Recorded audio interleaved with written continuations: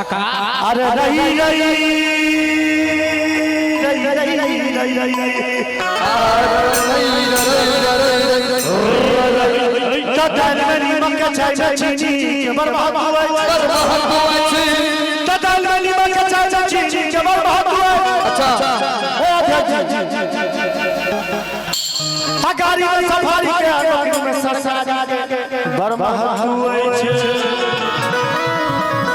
साली के जीवन में घरवाली के बर्बाद हुए सत्य है जी।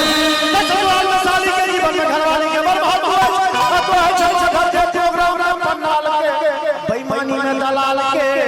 बर्बाद हुए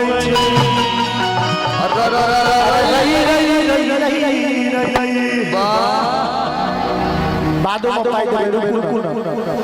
तदारा भांगा में लहंगा खिंचल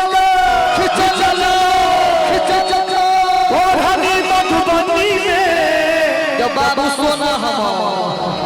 हमारा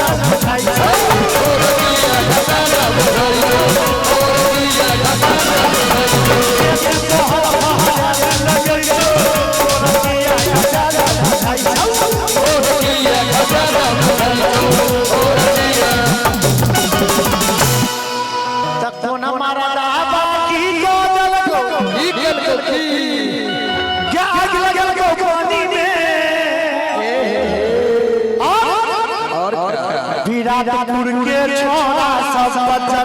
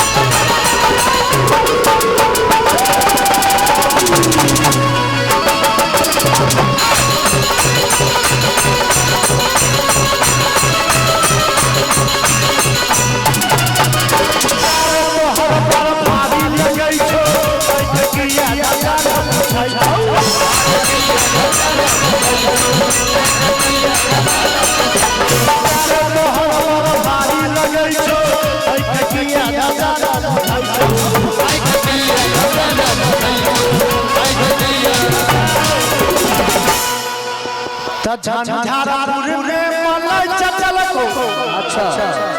अब तेरा चचल को सहरसा में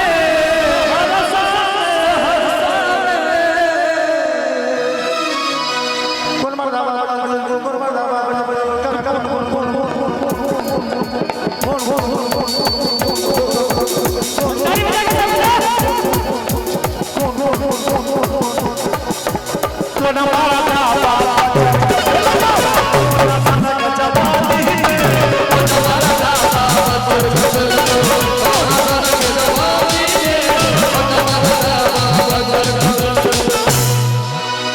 ई वाला गीत लागल चाचा अरे साउंड ई वाला गीत लागल